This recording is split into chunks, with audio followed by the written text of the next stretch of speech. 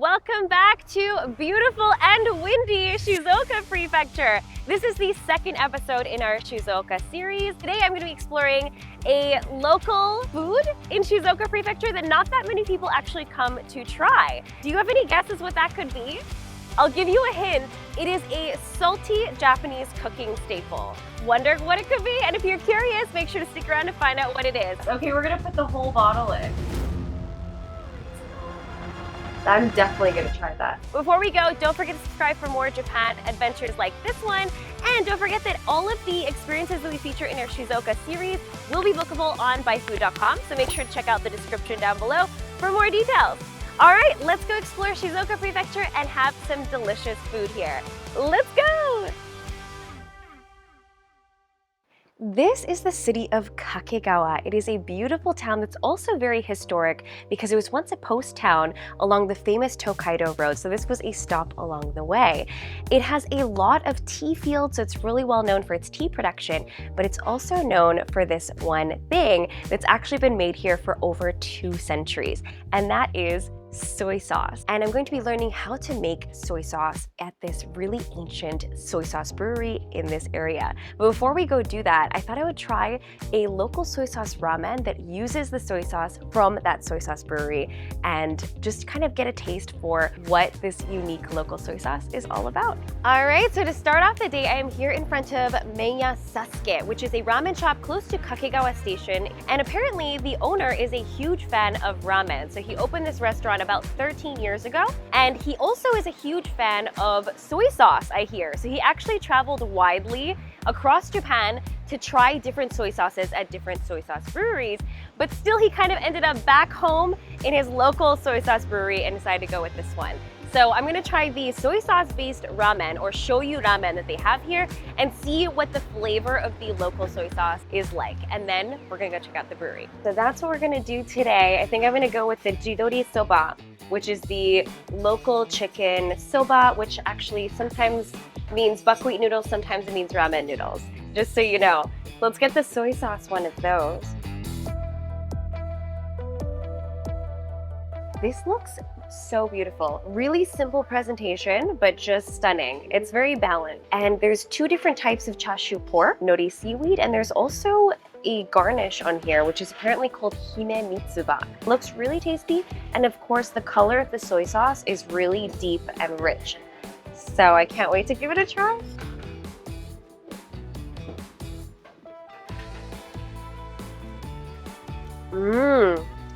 That is really, really tasty. Wow, it is so rich. There's just so much flavor in it. It's hard to express soy sauce flavors, to be honest. It really has the right amount of saltiness. It has kind of like a deep umami to it and almost like a rich wine-like aftertaste. It's so good. I could drink the soup on its own. All right, let's try the noodles.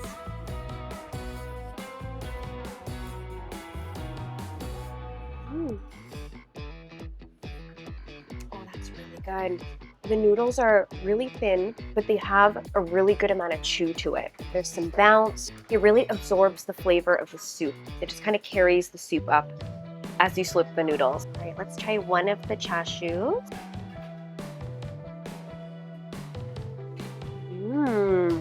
Oh, that's very tasty. It's juicy, but still firm. It has a little bit of bite to it, but still really, really tender meat that's super flavorful. And I think the simplicity of this bowl of ramen works really well because the soy sauce really shines and it really has a great flavor. So after this, I'm actually gonna go check out a local brewery to try the real stuff. And then we'll see how it kind of compares. And I'm really, really excited for that. So let's go explore a little bit and I'll see you guys over there. Here now, this is the Sakai Soy Sauce Brewery. It's a family-run business that's been running since the year 1795, which is incredible. And it's one of only 28 soy sauce breweries in all of Japan that still use wooden barrels to make their soy sauce. They have about 40 barrels here that are all over around 100 years old. So that's really incredible, and we'll have a really unique chance to see the traditional method of how soy sauce has been made over generations. And I'm going to be getting a little bit of a tour of this soy sauce factory, so I can't wait to learn a little more about it. Let's go inside. Nice to meet you. Hello, I'm Shizuka. My name is Makoto Fukaya. I am 8th generation owner of Fukai Shoyu Brewery. Thank you for coming. Oh, thank you for having me today. Wow, beautiful brewery. So we can do a tour here today? Yes, let's go to brewery. Yes, all right, let's go. Oh, what's this? It looks like a little bit of a tasting setup in here. I was not expecting this. All right, so we're gonna be doing a little bit of an experience here. But before we start, I thought we actually have two setups. So I thought I'd invite our producer Anika to come join. Come on in. Some of you may remember Anika from some of our past videos, especially the spicy food challenge that we did. All right, let's do it. 簡単に会社紹介からなんですけど、はい、ここ横須賀っていう地域でして、ちょっと行ったところに城跡があります。もともと城下町でした。その城下町で私の先祖がもともと刀鍛冶をやってまして、その傍らでお醤油作り始めまして、最初自家消費用として傍らで醤油作り始めて、そっちが本業になってっていうのがうちの創業になります。創業1795年なので230年前からお醤油作りしてまして、私で8代目になります。早速ですけど、ワークショップから入りたいと思います。これが何かわかります？お醤油の素みたいな。その通り。もろみっていう状態です。もろみ。製造工程中の。これで醤油を絞ってもらうんですけど、紙をセットして。コーヒーフィルターでできるんですか？はい。Wow. Okay, so this is a bit of a makeshift experience. このもろみをできるだけたくさん作ってください。ここがいっぱいになります。ここがいっぱいになるわけ。Okay, so we're gonna scoop the moromi, which is kind of the pre-strained soy sauce, into here. It's so exciting. It does look like miso. You can see the beans in it. 蓋をしといてください。Oh. これ説明もなしに今やってもらったんですけど、どの部分をやってもらってるかっていうのを実際に現場でご案内したいと思います。これがね、もう今絞り中の醤油ですね。Wow. これ生なんですけど。これが醤油ってこと？はい。It's already soy sauce coming out. That's so cool. Okay, so we're seeing how it works in a little bit of a science experiment, but let's see it in the factory. Oh, it looks so traditional. It smells like soy sauce. The soy sauce brewing process begins with soybeans and wheat, sprinkled with this fermentation starter and left for about 3 days in a warm, temperature-controlled space to create a special koji, the base of soy sauce's deep, complex flavor. The koji is then mixed with salt water made from local, soft underground spring water to form moromi, the fermented mash. This mash is transferred to wooden barrels and aged for about 18 months, with occasional kai-ire stirring to introduce air and support fermentation. This is the fresh one that they just filled up. So it looks totally different from this. This looks a lot muddier. And this one you can still see the yellow of the koji. Once aged, the mash is pressed in a fune, which is named after the Japanese word for boat due to its shape. Soy sauce first drips out naturally, then the mash is pressed to extract the rest, creating fresh nama or raw soy sauce. That's amazing! So we've found where the soy sauce for that ramen shop comes from, and it's the fresh, unheated one. And that's very rare to find, apparently, because it needs to be kept cold. Finally, the raw soy sauce is heated, a step that deepens its color and aroma, then left to rest overnight, filtered, bottled, and ready to enjoy. 先ほど絞り始めたご自身の生のお醤油があると思いますので、一旦ちょっと戻ってそれを見に行きます。This is such a unique opportunity. It's a very, very rare opportunity to take a look at how soy sauce is made up close in such a historic brewery. And honestly, this is the way that it's been made for generations, and the knowledge of how to make good soy sauce has been passed down for generations too. So it's been about an hour and a half that we were in there. So this is how much soy sauce has come out. だいぶ絞れてきてはおるんですけども、さっき見てもらった通り、船で絞る場合は押しますよね。で、皆さんの場合はこれちょっと押さないので、まだまだこれちょっと本当はね、半分も絞れてきてないんですよ。ちょっとずつあるんですけど、まだちょっと垂れてきてるんで、置いたまんまもう一個のワークショップに入りたいと思います。これは生のお醤油なんですけど、この出来上がった醤油から醤油麹を作ってもらいます。簡単に言うと米麹と醤油を合わせて熟成させた調味料のことですね。米麹が今度こちらになります。この横須賀の町、昔ながらの街並みっていうのもありまして、和食の基本調味料が揃うんですよ。お醤油の製造工程は米は出てこないんですけど、味噌は米麹やるんですよ。お酒も米麹で、そこで作られている米麹とうちのお醤油を合わせて醤油麹を作ってもらいます。醤油麹は今日作り始めてもらうだけで、毎日毎日混ぜてるとこうドロドロしてきて、米麹由来の甘みがどんどん出てくるんですね。甘いドロドロっとした醤油みたいな調味料になるんですよ。Really cool. So we're gonna make this traditional Japanese condiment called soy sauce koji today. Okay, I'm really curious. This is my first time scooping koji. It's all really stuck together. It is kind of like crushing oats that have kind of stuck together. It's so crazy that you can eat rice mold. I mean, not just any rice mold, by the way. You can't eat rice that has gone bad in your house. That's not how it works. Do not do that. But you can eat koji. Do it with you. I'm gonna try a piece of this. The texture is kind of like rice, basically rice. It's like sweet. The aftertaste is a little sweet. For me, it took a second to get the taste though. It's not bad. Yeah, this could be a snack. So now we have our 2 containers of koji. そしたらここに醤油を入れていただくんですけど、その醤油を選んでもらいます。うちがっていう話じゃなくて、日本国内にざっくり5つのタイプのお醤油があります。白、薄口、濃い口、再仕込み、たまり。この5つのうちの、この3つ、薄口と濃い口と再仕込みから醤油麹に使う醤油を選んでもらいますけど、味見しながら製造工程のご説明させてもらおうと思うんで、種類によって特徴が異なります。今までずっとご説明してたのが、ずっと濃い口の話してました。これです。日本で出回っているほとんどのお醤油は濃い口なんですけど、バランスが一番ちょうどよくて一番流通量の多いお醤油になりますね。ワインに例えると分かりやすいですね。例えばですけどね、赤ワインお肉に合いますよね。白ワインお魚料理に合いますよねっていうのがお醤油にも言えて、こっちら辺が白ワイン系なんです。こっちの方が赤ワイン系。Like wine tasting. Okay, so now we're gonna do soy sauce tasting. And we'll start with the middle one, which is the most common, the rich tasting soy sauce.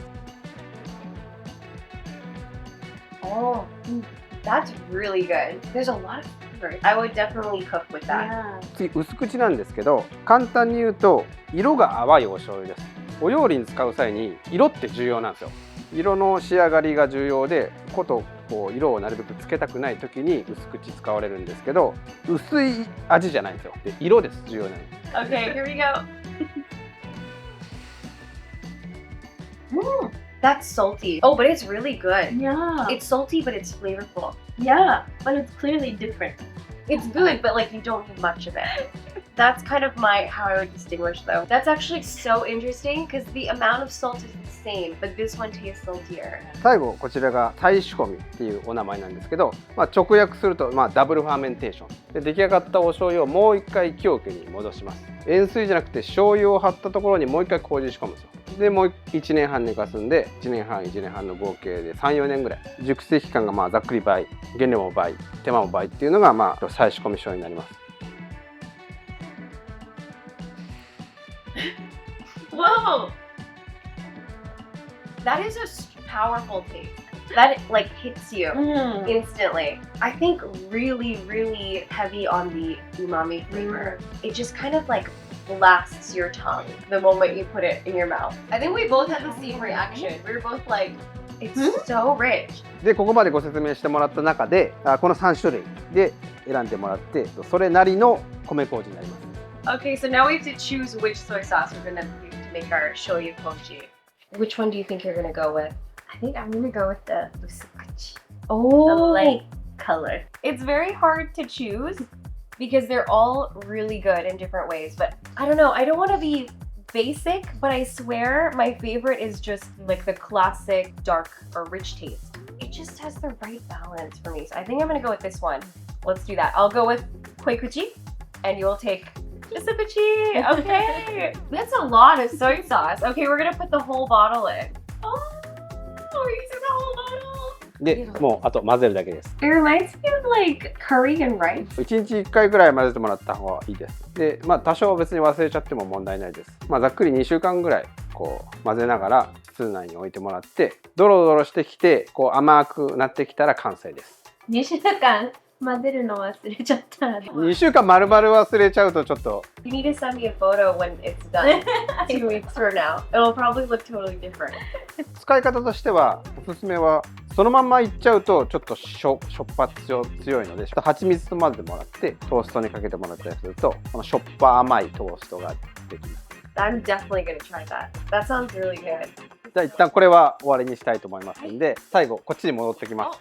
We have so much more now. We get to bottle our own soy sauce. So here we go. We learned how to make our very own soy sauce and bottled our own soy sauce. We didn't get to make the whole process, obviously, but we got to blow drip our own soy sauce. It's my favorite condiment, like I said, so I'm really excited. And when can you ever do anything like this? Exactly. This is a super, super unique experience. I'm so glad. Thank you so much for showing us how to do everything. We learned so much. All right, well, there you have it. That was the soy sauce brewery tour experience that I just got to do today. And I didn't expect to be able to do so much. I never expected to be able to see a soy sauce brewery that's over 200 years old and get such an in-depth tour and just see the whole making process. It was so much fun and just so interactive. So if any of you guys are interested as well, this is your lucky day because you also can join this very tour and soy sauce making experience. So if you're interested in that, please check the link down in the description, or I think there'll be a QR code on the screen here somewhere. So make sure to click that and then you can do the exact same thing that I did. Yeah, so it's a lot of fun. I definitely super recommend this and I feel like I learned a lot and I hope you guys did too. So if you enjoyed this video, please make sure to give us a thumbs up, leave a comment, and let me know if there was anything that actually surprised you about the soy sauce making process that you didn't know before. And also, we are having one more final installment in our Shizuoka Prefecture video series. So look forward to the next one coming next week. All right, see you guys in the next video. Bye. I'm gonna go enjoy some soy sauce now. If you enjoyed this video, click the photos on the left for more fun Japan adventures and click the one on the right to join the tour I tried today. See you next time.